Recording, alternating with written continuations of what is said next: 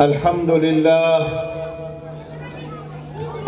لله نحمده ونستعينه ونستغفره ونؤمن به ونتوكل عليه ونعوذ بالله من شرور أنفسنا ومن سيئات أعمالنا. من يهده الله فلا مضل له ومن يضلله فلا هادي له، ونشهد أن لا إله إلا الله وحده لا شريك له، ونشهد أن سيدنا ونبينا وحبيبنا وشفيعنا محمد صلى الله عليه وسلم عبده ورسوله. أما بعد، فأعوذ بالله من الشيطان الرجيم. بسم الله الرحمن الرحيم. اقرأ باسم ربك الذي خلق، خلق الإنسان من علق. اقرأ وربك الأكرم الذي علم بالقلم، علم الإنسان ما لم يعلم. وقال تعالى: يا أيها الذين آمنوا قوا أنفسكم وأهليكم نارا. صدق الله العلي العظيم. وقال النبي صلى الله عليه وسلم: خيركم من تعلم القرآن وعلمه، أو كما قال صلی اللہ علیہ وسلم. محترم حضرات، دینی اور ایمانی بھائیوں اور ہمارے عزیز دینیات کے بچوں اور بچیوں اور ہماری ماں و بہنوں، آپ یہاں پروگرام میں دینیات کے نام پر شرکت کر رہے ہیں. ہمارے حافظ ہارون صاحب اس علاقے میں بڑی محنت کرتے ہیں. کئی دفعہ ہمارا یہاں آنا ہوا ہے، اور یہ جس طریقے سے بچوں کو دینی غذا دے رہے ہیں، یہ وہ دولت ہے جس کا تذکرہ قرآن کریم میں بار بار کیا گیا ہے. اللہ تعالی نے ہم کو جو دین اسلام عطا فرمایا ہے، وہ ایسا دین ہے کہ اگر آدمی اس پر صحیح طور پر عمل کرے تو دنیا بھی اچھی اور عقبہ بھی اچھی. دنیا میں بھی چین، آخرت کا بھی چین. یہ ہمارا امتیاز ہے، اور یہ امتیاز ہمارا اس وقت نظر آئے گا جب ہمارے ہاتھ میں قرآن کریم ہوگا، اور ہمارے ہاتھ میں نبی پاک، نبی آخر الزمان حضرت محمد مصطفیٰ صلی اللہ علیہ وسلم کی سیرت ہوگی. جب دونوں چیزیں ہمارے پاس ہوں گی تو ہمارے لیے یہ دنیا بھی جنت بن جائے گی. اسی لیے اللہ کے رسول صلی اللہ علیہ وسلم ارشاد فرماتے تھے کہ ایسا گھر کا ماحول بناؤ کہ یہ دنیا جنت بن جائے. جب دنیا جنت بن جائے گی تو قبر بھی جنت ہو جائے گی، عالم آخرت بھی جنت بن جائے گا. اور اگر ہماری دنیا اچھی نہیں ہوئی تو دنیا ہی کے نتائج ہم کو آخرت میں نظر آئیں گے. جو آدمی کھیتی کرتا ہے اسی کو کاٹتا ہے. آپ کھیت میں اچھی چیزیں اگر اگائیں گے تو اس کا پھل آپ دنیا میں بھی کھائیں گے. اور اگر آپ اچھی کھیتی نہیں کریں گے تو خود بھی نقصان، اور جس کو بھی زہر کھلائیں گے اس کے لیے بھی موت۔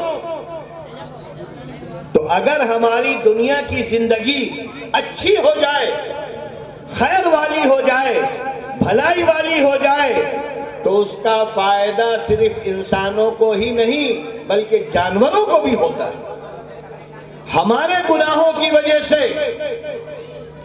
ہمارے غلط کاموں کی وجہ سے، ہمارے ظلم و بربریت کی وجہ سے اللہ تعالیٰ کا عذاب آتا ہے، قحط پڑتا ہے، طوفان آتے ہیں، تو اس کا نقصان انسانوں کے ساتھ ساتھ جانوروں کو بھی ہوتا ہے۔ ہم جانوروں کے لیے ایذا کا ذریعہ، نقصان کا ذریعہ، تو اس لیے اللہ نے ہم کو یہ موقع دیا ہے، اللہ نے ہم کو اولاد دی ہے، تو اولاد ہمارے لیے یہ پھول بن جائے، گلدستہ بن جائے، دنیا میں عزت کا ذریعہ بن جائے، آخرت کی نجات کا ذریعہ بن جائے۔ اس کے لیے اللہ نے ہم کو قرآن کریم دیا ہے، اور قرآن کریم کا پہلا حکم، آپ سوچئے کہ ایمان کے کتنے شعبے ہیں، عقیدہ ہے، نماز ہے، روزہ ہے، زکوٰۃ ہے، یہ ساری چیزیں بعد میں۔ اللہ نے پہلا حکم، پہلا آرڈر جو غار حرا میں نبی پاک، نبی آخر الزمان کو دیا۔ اللہ کے رسول صلی اللہ علیہ وسلم غار حرا میں عبادت میں لگے تھے، اللہ سے لو لگائے تھے، ایک دم سے، چھوٹا سا غار ہے 6 فٹ کا، ایک دم سے اندر کوئی آیا، اور آتے ہی اس نے کیا کہا؟ اقرأ، پڑھو۔ اللہ کے رسول صلی اللہ علیہ وسلم نے یہ آواز پہلی دفعہ سنی تھی، اور رات کی تنہائی میں کوئی آ جائے اچانک اور بات چیت بھی نہیں کر رہا، صرف یہ کہہ رہا ہے اقرأ، ارے پڑھو۔ تو اللہ کے رسول صلی اللہ علیہ وسلم نے فرمایا ما انا بقاری، میں پڑھا ہوا نہیں ہوں، کیا پڑھوں، میں پڑھنا نہیں جانتا۔ تو روایتوں میں آتا ہے کہ اس شخص نے جو غار کے اندر آیا تھا، اللہ کے رسول کو گلے سے لگایا اور اس طرح معانقہ کیا کہ آپ کی پسلیاں معلوم ہو رہی تھی ٹوٹ جائیں گے، پھر چھوڑ دیا اس نے، اور چھوڑنے کے بعد پھر کیا کہا؟ اقرأ، ارے کیوں نہیں پڑھتے؟ پھر اللہ کے رسول نے وہی جواب دیا ما انا بقاری، میں پڑھا ہوا نہیں ہوں۔ 3 مرتبہ یہ باتیں ہوئی،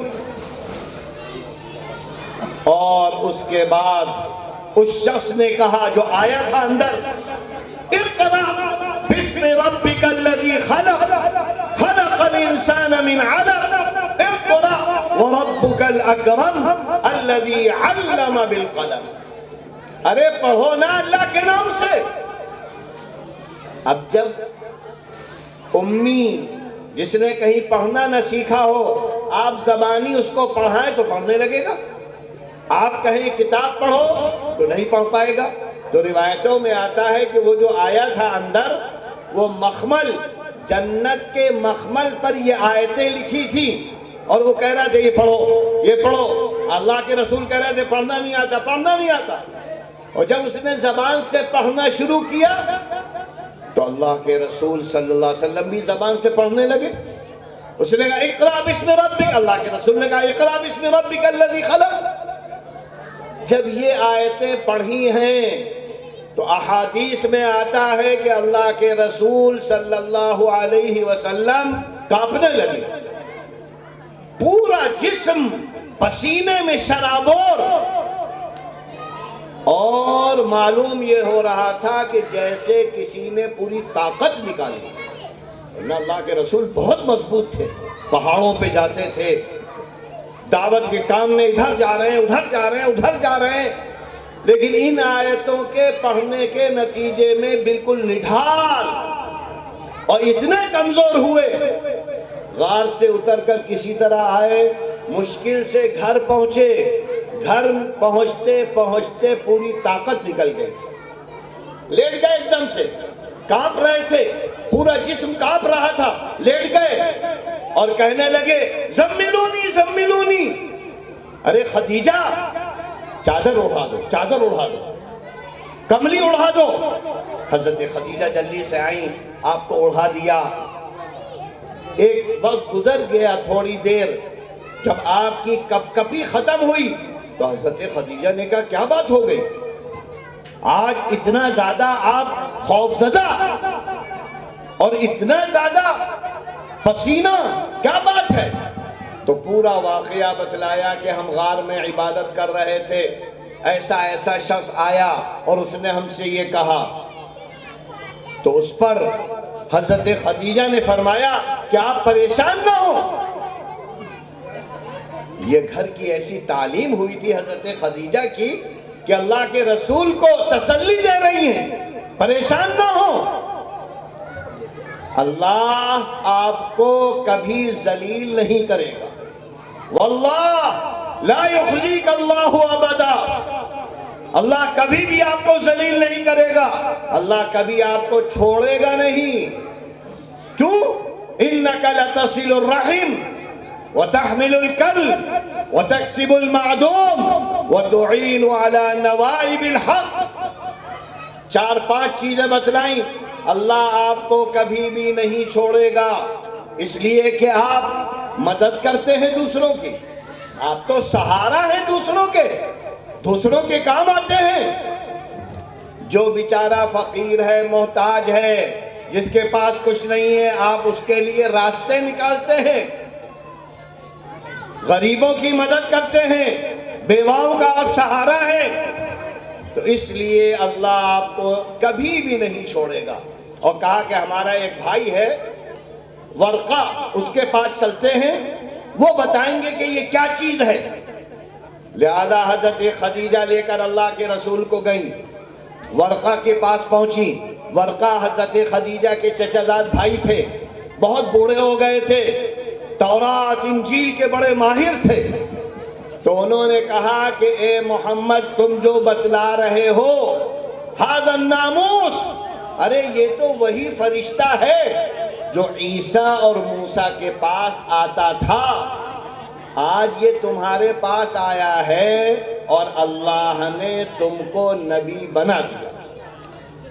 یہ 40 سال کی جب ہوئے تھے تو اس وقت یہ غار حرا کا واقعہ پیش آیا، اور یہ بھی کہا کہ اگر ہم زندہ رہے تمہاری مدد کریں گے، لیکن بہت بوڑھے تھے، جلدی انتقال ہو گیا۔ اور یہ بھی کہنے لگے کہ ایک وقت ایسا آئے گا کہ لوگ تمہارے دشمن بن جائیں گے اور تم کو گھر سے نکال دیں گے، صرف اس وجہ سے کہ تم کلمہ لا الہ الا اللہ محمد الرسول اللہ کی دعوت دو گے۔ تو یہ کون سی دعوت ہے؟ تو بڑی اچھی دعوت ہے۔ ایک اللہ کو مانو، خالق ایک ہے، رازق ایک ہے، پیدا کرنے والا ایک ہے، کائنات چلانے والا ایک ہے۔ یہ وہ پیغام ہے جو اللہ نے ہر قوم کو دیا ہے۔ ہمارے ہندو بھائی جو اس ملک میں رہتے ہیں، جو سناتن دھرم کے ماننے والے ہیں، اس میں بھی ایک کی پوجا کا حکم ہے، ایک کو مانو، ایک ہی اصل ہے۔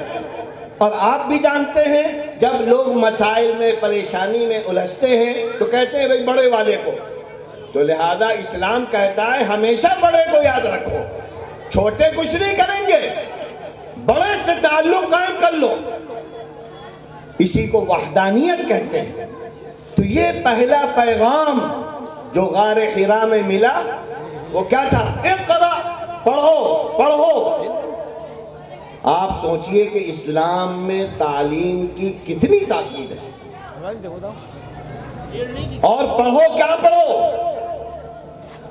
اس میں اللہ نے یہ متعین نہیں کیا کیا پڑھو، بلکہ کہا کہ جو کچھ دنیا کی ضروریات ہیں اس کو پڑھو، لیکن ایک چیز یاد رکھنا، اس لیے کہ دنیا کے جتنے علوم ہیں یہ سب اللہ نے آدم کو دیے تھے، اور یہ ہماری فطرت ہے۔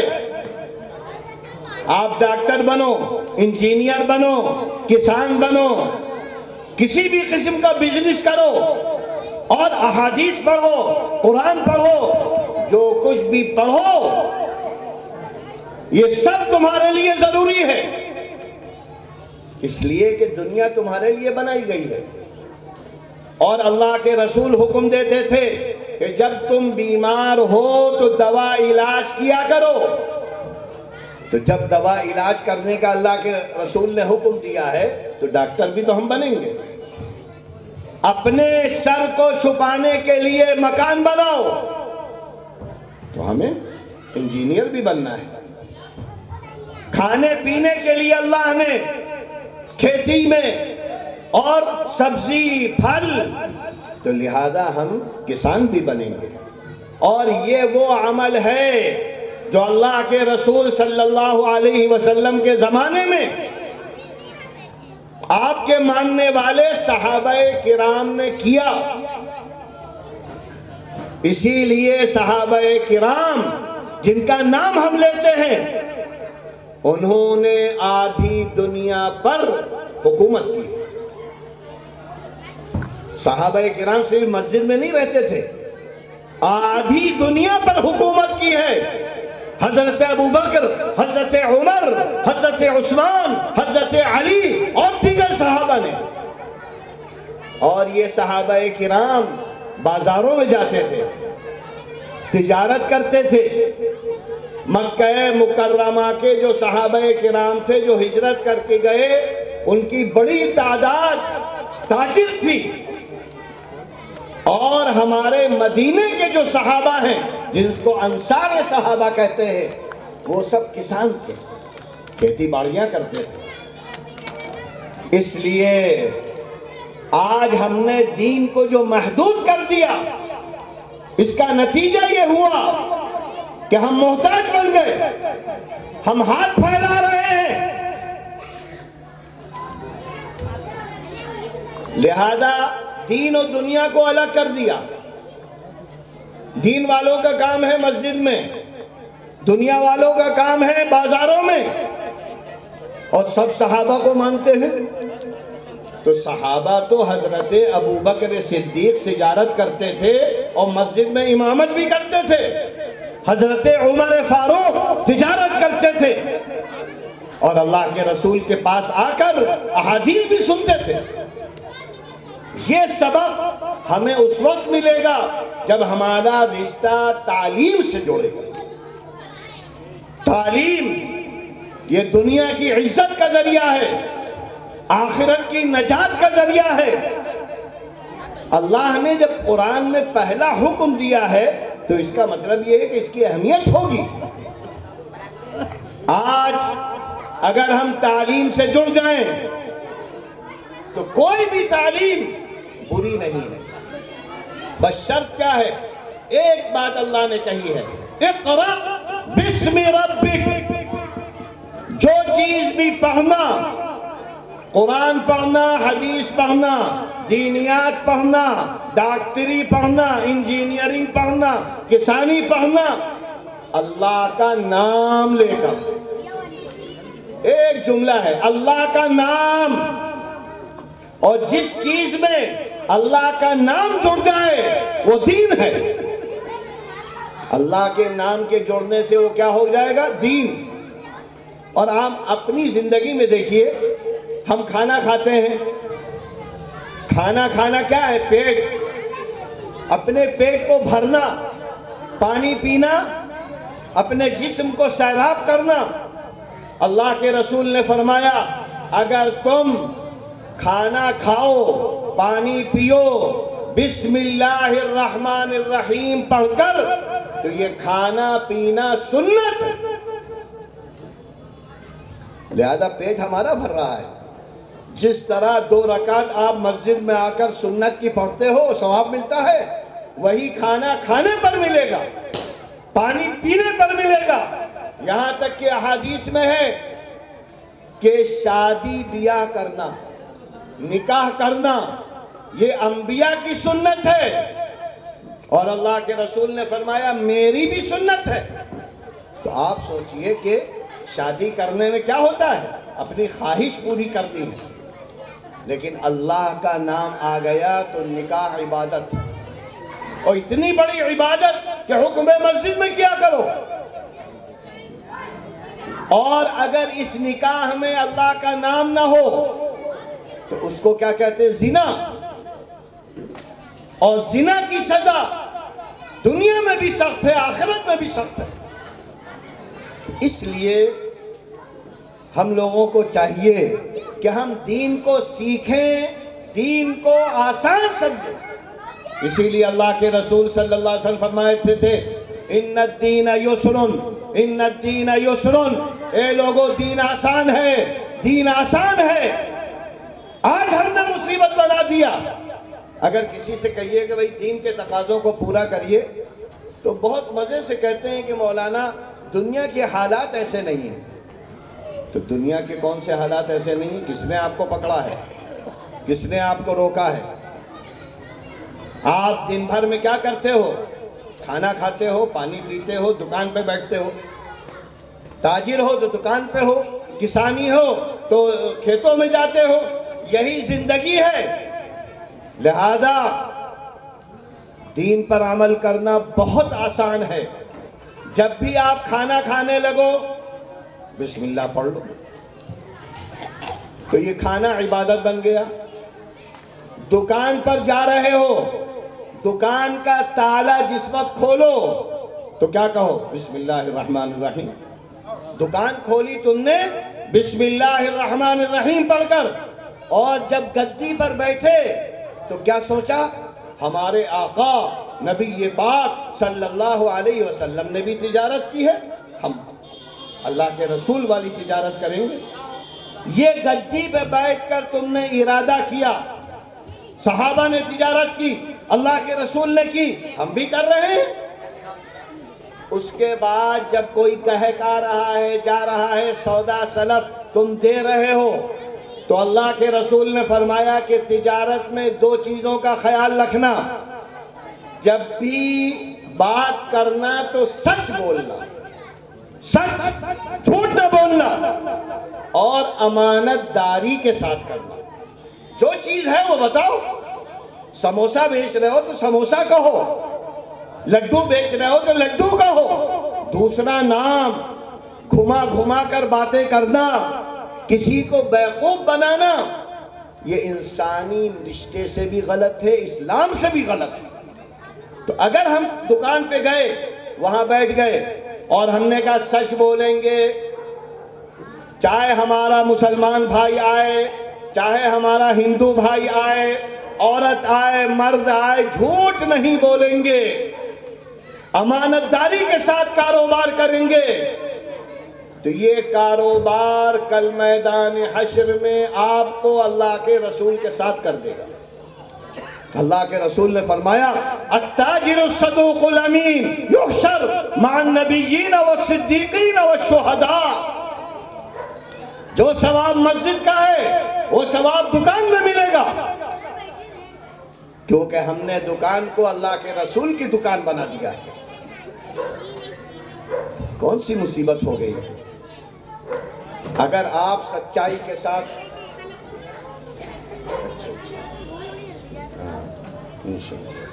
تو لہذا نماز اگر ہم اس طریقے سے تجارت کو دین بنا دیں، کسانی کو دین بنا دیں، کھانے پینے کو دین بنا دیں، اپنے گھر کے ماحول میں یہ جو چھوٹے چھوٹے بچے، ان کو دین کے بول سکھا دیے، تو یہ بچے دنیا میں عزت کا ذریعہ، آخرت میں نجات کا ذریعہ۔ اسی لیے اللہ نے فرمایا اے ایمان والو اپنے کو بچاؤ، اپنے ان پھولوں کو، چھوٹے چھوٹے بچوں کو بچاؤ۔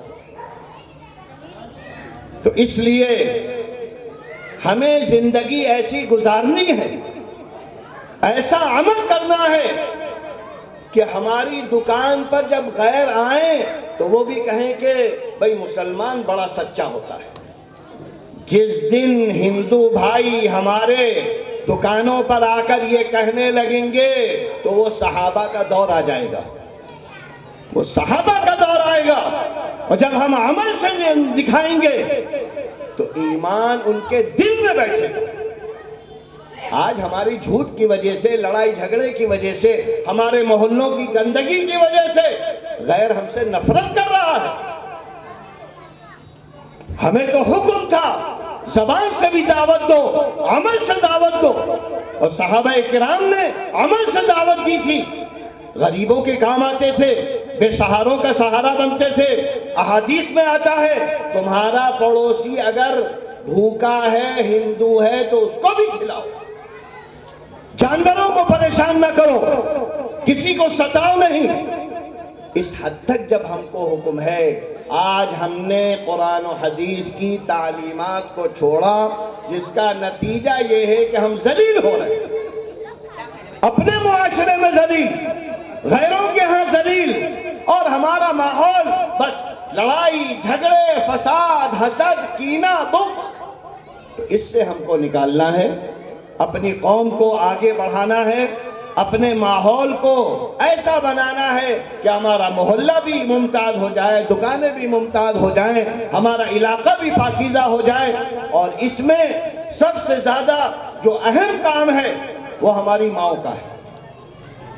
اگر ہماری مائیں، ہماری بہنیں ایسا گھر کا ماحول بنا دیں کہ باتوں باتوں میں بچوں کو دین سکھائیں، اچھے اخلاق سکھائیں، بڑوں کا ادب سکھائیں، ماں باپ کا ادب سکھائیں، تو انشاءاللہ یہی بچے آپ کے لیے دنیا میں جنت بن جائیں گے۔ چین، سکون، عافیت، اس سے زیادہ بڑی کوئی دولت نہیں ہے۔ تو لہٰذا جن کے بھی بچے یہاں پڑھ رہے ہیں ان کو چاہیے کہ اس فضا کو عام کریں۔ جن کے بچے نہیں آ رہے ہیں ان سے بھی کہیں، اگر آپ کالج میں پڑھ رہے ہو، ڈاکٹر بن رہے ہو، تو کم سے کم اپنے دین کو محفوظ رکھو۔ اور یہ مکاتب جو کھولے گئے ہیں دینیات کے، بہت سے لوگ چلا رہے ہیں، ان کا مقصد یہی ہے کہ ہمارے گھروں میں تہذیب آ جائے، اخلاق آ جائیں، جو بھی ڈاکٹر بنے تو ڈاکو نہ بنے، وہ ہمدرد ہو، خدمت کرنے والا ہو، اس کے اندر دینی جذبہ ہو۔ ہر آدمی کے اندر ایک جذبہ ہو، ایک لگن ہو۔ جب آپ اس طرح چھوٹے چھوٹے بچوں کی تربیت کریں گے تو یہ بڑے ہو کر واقعی قوم کے لیے، ملک کے لیے، اسلام کے لیے عزت کا ذریعہ بنیں گے، آپ کی نیک نامی کا ذریعہ بنیں گے۔ بس یہی چند باتیں ہیں جو آپ سے، کہ آج ہمیں عمل پہ آنا ہے، تعلیم سے جڑنا ہے۔ تعلیم سے عزت بھی ہے، مقام بھی ہے۔ ہمیں ہاتھ نہیں پھیلانا ہے، ہمیں خود ڈاکٹر بننا ہے، انجینئر بننا ہے، اور مولانا بننا ہے، حافظ بننا ہے۔ جو جس لائن میں چلا جائے، اسلام کسی کے لیے رکاوٹ نہیں ہے۔ اور سب سے بہتر تو ہمارے لیے صحابہ کرام نمونہ ہے۔ حضرت ابوبکر صدیق حافظ قرآن بھی تھے، مسجد کی امامت بھی کرتے تھے، تجارت بھی کرتے تھے، بازاروں میں جا کر دیکھتے بھی تھے کیا بک رہا ہے، صحیح ہے، غلط ہے، کیا نہیں ہے۔ تو اسلام ہر چیز کو چاہتا ہے، اور یہ تعلیمات اگر ہم بنیادی طور پر اپنے چھوٹے چھوٹے بچوں کو دیتے چلے گئے تو آپ کو محسوس بھی نہیں ہوگا، جب یہ بڑے ہو جائیں گے تو آپ اس کا فائدہ خود دیکھیں گے۔ اللہ تعالی ہم سب کو عمل کی توفیق عطا فرمائے، اور اپنے گھروں کو ایسا بنا دے کہ واقعی ہمارے محلے ممتاز ہو جائیں۔ کوئی بھی گزر جائے ہمارے محلے سے تو یہ کہے کہ پاکیزہ لوگ رہتے ہیں، اچھے لوگ رہتے ہیں، ہم کسی کو تکلیف کا ذریعہ نہ بنے۔ اللہ کے رسول نے تو یہاں تک فرمایا، راستے سے کانٹے کو ہٹا دو، اینٹے کو ہٹا دو۔ آج ہم روڑا بن رہے ہیں، گندگی ڈال دیتے ہیں اپنے گیٹ پر، اپنے پڑوسی کے گیٹ پر۔ کتنی غلاظت ہے. کتنے لوگ ہیں فجر کے وقت آنکھوں سے ہم نے دیکھا دوسرے تھیلا باندھا اور دوسرے کے دروازے پہ پھینک دیا کہ کوئی نہیں دیکھ رہا. یہ بھول گئے اللہ دیکھ رہا ہے, اللہ دیکھ رہا ہے. کل قیامت کے دن تم سے حساب لے گا. تم نے دوسرے کے گھر کو غلیظ کر دیا, ناپاک کر دیا, دوسروں کے لیے گندگی ڈال رہے ہو. یہ تو ابو جہل ابو لہب کرتا تھا, آج ہم کر رہے ہیں اور بڑا اچھا سمجھتے ہیں. تو اس لیے پورے دین کو سمجھنا ہوگا, قرآن سے ربط پیدا کرنا ہوگا, اللہ کے رسول صلی اللہ علیہ وسلم اور صحابہ کرام کی زندگی کو گھروں میں لانا ہوگا. تو انشاءاللہ دنیا بھی ہمارے پیروں پر آئے گی, آخرت میں اللہ نجات بھی دے گا. اللہ تعالی ہم سب کو عمل کی توفیق عطا فرمائے. وآخر دعوانا ان الحمدللہ رب العالمین.